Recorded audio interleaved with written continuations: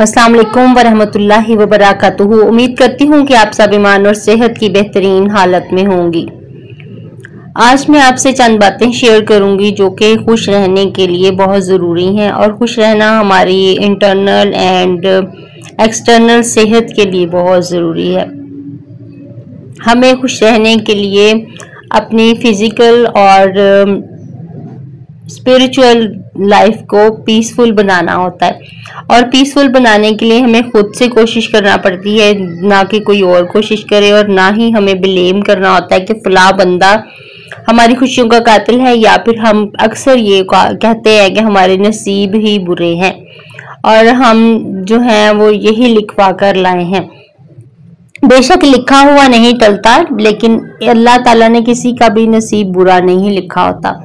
अल्लाह रब्बुल इज़्ज़त ने हर किसी के नसीब में आजमाइशें और खुशियां लिखी हुई होती हैं। जो उन आजमाइशों पे पूरा उतरता है वो कामयाब हो जाता है दुनिया और आखिरत में, और जो उन आजमाइशों पे कामयाब नहीं उतरता वो दुनिया और आखिरत में नाकाम हो जाता है। तो कोशिश करना हमारे इख्तियार में है, कोशिश करेंगे तो हम कामयाब हो जाएंगे, लेकिन कोशिश हम करते नहीं है। हमने ये सीख लिया कि दूसरों पे सब कुछ डाल देते हैं कि ये हमारे पेरेंट्स का कसूर है। पेरेंट्स कहते हैं ये तुम्हारा नसीब है, तुम्हें अल्लाह ने नहीं दिया, तुम्हारे अल्लाह ने ही जो है वो इस तरह के नसीब लिखे हुए हैं। तो इस तरह से हमारी ज़िंदगी मुश्किल हो जाती है, क्योंकि हम गलत नजरिया रखते हैं, हम गलत चीज़ों की तरफ भागते हैं। इस वजह से हमारी ज़िंदगी मुश्किल होती है। हम सारी ज़िंदगी दूसरों को ब्लेम करते रहते हैं कि इसकी वजह से ये हो गया, उसकी वजह से ये हो गया, हालांकि रीज़न हम खुद होते हैं। जब हम खुद कॉन्शियस होंगे, जब हम खुद पॉजिटिव होंगे, जब हम खुद अल्लाह के आगे झुक रहे होंगे, तो फिर अल्लाह हमारे साथ कैसे बुरा कर सकता है। आप यकीन करें कि अल्लाह तो उन लोगों के साथ भी बुरा नहीं करता जो शिरक करते हैं। बेशक अल्लाह ने ये कहा कि मैं शिरक जो है वो अजीम जुर्म है, मैं इसको माफ नहीं करूंगा, वो जहन्नमी होगा इंसान। लेकिन दुनिया में देखें कि जो लोग शिरक भी करते हैं ना, अल्लाह उनकी भी दुआएं कबूल करता है। जो बुतों से मांगते हैं अल्लाह उनको भी देता है, जो दरबारों पे जाके मांगते हैं अल्लाह उनको भी देता है। वही है जो कारसाज है, वही है जो हीले वसीले करता है। लेकिन इंसान की अपनी एक लगन है, इंसान का अपना चूज किया हुआ रास्ता है जहां से वो चूज करता है कि मुझे कहां से चीज लेनी है। एक चीज है वो आप डायरेक्ट अल्लाह से ले सकते हैं, वही चीज है आप लोगों के सामने झुक जाए और लोगों से मांगते रहें, तो एक वक्त आएगा कि वो चीज आपकी तकदीर में लिखी हुई होगी तो वो आपको उस वक्त मिल जाएगी। लेकिन आपका अकीदा ये होगा कि ये मैंने लोगों से हासिल की है। और जब हम ये सोचते ना, यही कहते हैं कि फलां दरबार से हमें मिली है, या हमें जो है वो दूसरे जो लोग गैर मजहब के हैं वो कहते हैं जी फलां भूत ने मेरी मुराद पूरी कर दी है। हालांकि मुरादें सारी अल्लाह ही पूरी करता है, वो कातिबुल तकदीर है, उसने हमारी तकदीरें लिखी हुई हैं, पहले से ही लिखी हुई हैं कि क्या क्या किस किस को मिलेगा और किस वक्त मिलेगा। हाँ, दुआ का हक दिया है हमें, और ये भी लिखा हुआ है कि अगर ये इंसान उस वक्त दुआ करेगा तो फिर इसकी तकदीर में ये चीज लिखी जाएगी। उसके पास ऑप्शंस भी हैं, अल्लाह रब्बुल इज़्ज़त के पास ऑप्शंस भी हैं कि अगर वो बंदा उस वक्त ये अमल करेगा तो फिर उसको ये चीज मिलेगी। अब हमने उस वक्त अपने अमल को चूज करना है, ये हमारी आजमाइश है। जैसा कि हजरत इमाम हुसैन रज़ियल्लाहु ताला अन्हु के नसीब में अल्लाह रब्बुल इज़्ज़त ने शहादत लिखी थी, और ये उनको बचपन से ही पता चल चुका था, क्योंकि जब अल्लाह रब्बुल इज़्ज़त ने ईद पर आप हजरत इमाम हसन और हुसैन रज़ियल्लाहु ताला अन्हु के जोड़े बेचे गए थे, और एक जोड़ा हरे रंग का था और एक लाल रंग का था, तो उस वक़्त ही हजरत फातिमा रज़ियल्लाहु ताला अन्हु ने रसूल अकरम सल्लल्लाहु अलैहि वसल्लम से पूछा कि ये जोड़े कैसे हैं। तो आप सल्लल्लाहु ने फरमाया कि एक बेटा शहीद होगा, करबला के मैदान में उसका खून बहेगा, उसका सर काटा जाएगा, वो नेज़े पर कुरान सुनाएगा, और दूसरा बेटा जो है वो जहर देकर मार दिया जाएगा।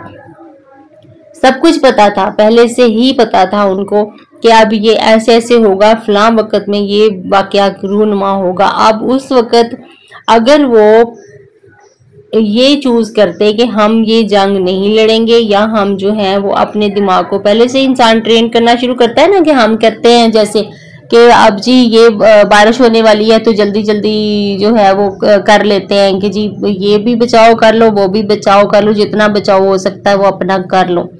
लेकिन उन्होंने अपना बचाव नहीं किया। क्यों? क्योंकि उन्होंने अल्लाह के रास्ते पे चलने को तरजीह दी, उन्होंने अल्लाह के फैसले को पसंद फरमाया। कहा कि शहादत जैसी कोई मौत नहीं है।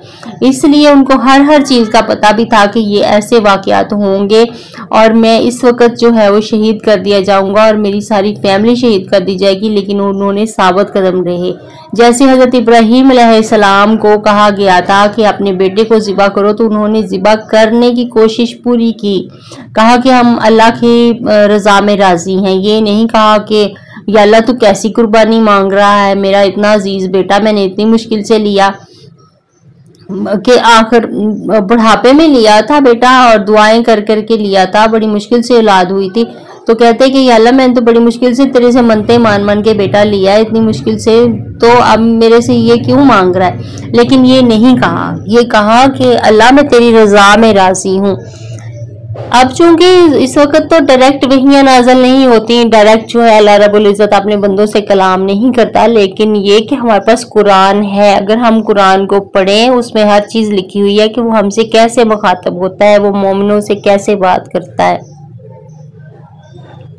तो उस सूरत में हमें जो है वो खुद पे फोकस करना होगा और हमें कॉन्शियस रहना होगा और हमें उन चीज़ों के लिए आगे बढ़ के काम करना होगा, अपने ऊपर काम करना होगा, लोगों के ऊपर काम नहीं करना होगा। तो इसीलिए खुश रहने के असूल जो हैं वो मैंने वज़ा किए हैं, कुछ अपने मेरे आजमूदा हैं। मुझे लगता है कि ये चीज़ें अगर हम अडॉप्ट करें तो हम खुशी की तरफ जा सकते हैं। बाकी जो अल्लाह की रज़ा है वो तो है ही, अल्लाह रब्बुल इज़्ज़त ने हमारे लिए बहुत कुछ लिखा, अच्छी चीज़ें लिखी हमारे नसीब में, लेकिन हम कोशिश करते हैं कि अपनी ज़िंदगी को और अच्छा बनाएं। और अच्छा बनाने के लिए जी हर काम से पहले बिस्मिल्लाहिर्रहमानिर्रहीम पढ़िए, वैसे भी बिस्मिल्लाहिर्रहमानिर्रहीम पढ़ते रहा कीजिए। इसका मतलब अल्लाह रब्बुल इज़्ज़त बहुत रहीम है, करम करने वाला है, रहमान है। और जो है वो मैं शुरू करती हूँ अल्लाह के नाम से जो बहुत रहम करने वाला और मेहरबान है। तो अल्लाह की जब हम मेहरबानी को पुकारेंगे, अच्छी अफर्मेशन बोलेंगे, अच्छे अल्फाज बोलेंगे, तो फिर अल्लाह हमारे लिए अच्छा ही करेगा और हमारी ज़िंदगी में अच्छी चीज़ें आना शुरू हो जाएंगी। मुस्कुराते रहिए क्योंकि मुस्कुराते रहना एक सदका है। मोमन का मोमन को देखकर मुस्कुरा देना एक सदका है। तो मुस्कुरा दिया कीजिए और ये एक लॉफ्टर थेरेपी भी है। आपके अंदर जब आप मुस्कुराते हैं तो आपका डोपामाइन पैदा होता है और ये आपकी फिजिकल हेल्थ के लिए और स्पिरिचुअल हेल्थ के लिए बहुत ज़रूरी है। तो अल्लाह रब्बुल इज़्ज़त ने इसीलिए तो अपने रसूल हज़रत मोहम्मद मुस्तफ़ा सल्लल्लाहु अलैहि वसल्लम के ज़रिए हमें सिखाया कि मुस्कुराते रहिए। और खामोशी को ऐन इबादत कहा गया। खामोश रहने में बहुत सारी बरकतें हैं। खामोश रहिए और ज़्यादा से ज़्यादा सुनने की कोशिश कीजिए। अफर्मेशन बोलते रहिए, अल्हम्दुलिल्लाह मैं कम बोलती और ज़्यादा सुनती हूँ। अल्हम्दुलिल्लाह मैं कम बोलती और ज़्यादा सुनती हूँ। अल्हम्दुलिल्लाह मैं कम बोलती और ज़्यादा सुनती हूँ। जब भी आप वॉक करें, इसको कम से कम जो है ना आपने 7 दिन तक इस अफर्मेशन को बोलना है। इससे ये आपके सबकॉन्शियस माइंड का हिस्सा बन जाएगी और फिर आप जब भी बोलने लगेंगी तो आपका सबकॉन्शियस माइंड आपको एक दफ़ा रिमाइंड कराएगा कि रुक जाओ, तुम में ये खूबी है कि तुमने कम बोलना होता है और ज़्यादा सुनना होता है। तो इसलिए ज़्यादा सुनो और कम बोलो। अल्हम्दुलिल्लाह कहते रहिए जी हर कदम पे। जब हम ये अफर्मेशन बोलेंगे अल्हम्दुलिल्लाह मैं कम बोलती और ज़्यादा सुनती हूँ, तो अल्हम्दुलिल्लाह भी हो जाएगा और हमारी जो टारगेट की दुआ है वो भी हो जाएगी। अब चूंकि हम मसल्ले पे बैठे नहीं हुए हैं और चलते फिरते दुआ कर रहे हैं, तो अल्लाह रब्बुल इज़्ज़त ने तो यही फरमाया है ना कि मुझे चलते फिरते, बैठते, उठते, लेटते हर हालत में याद रखो। तो फिर हम इसी तरह से हर हालत में अल्लाह रब्बुल इज़्ज़त को याद रखते हैं और कहते हैं कि अल्हम्दुलिल्लाह मैं कम बोलती और ज़्यादा सुनती हूँ। चूंकि हम पे नमाजें फ़र्ज की गई हैं, अल्लाह रब्बुल इज़्ज़त ने हम पे 5 नमाजें फ़र्ज की हैं, तो हमें हर नमाज से पहले मसवाक कर लेनी चाहिए या ब्रश कर लेना चाहिए। मसवाक करेंगे अगर तो उसके बहुत सारे बेनिफिट्स हैं। दांतों के अमराज से भी होंगे और मिद्दे के अमराज से भी फ्री होंगे। और अगर आप ब्रश करना चाहते हैं तो ब्रश कर लें, लेकिन मसवाक करें तो ये ज़्यादा बेहतर है। कोशिश करें कि मसवाक ही करें। और हर नमाज से पहले मसवाक करके उसके बाद वजू करके फिर नमाज पढ़ें। और नमाज ज़रूर पढ़ें, चाहे वो लेट पढ़ें या जल्दी पढ़ें, लेकिन पढ़ लें। हर वक्त अल्लाह की रज़ा में राज़ी रहने की कोशिश करें और ख़ुद पे फोकस करें। जितने भी मैंने पॉइंट्स बताए ना, ये सारे बहुत अहम है, लेकिन जो मुझे सबसे अहम इसमें लगा है ना, वो खामोश रहना और मुस्कुराते रहना। आपने जो है बिस्मिल्लाहिर्रहमानिर्रहीम तो हमने पढ़नी ही होती है, जब भी हम कोई काम करते हैं तो हम ज़रूर पढ़ते हैं, लेकिन जो कॉन्शियसली करने का काम है वो आपने खामोश रहने की कोशिश करनी है और मुस्कुराते रहने की कोशिश करनी है। आई थिंक सो क्या आज की बात आपको अच्छी लगी होगी, बल्कि बहुत अच्छी लगी होगी। कमेंट में बताइएगा। Thank you so much. जज़ाकल्लाह।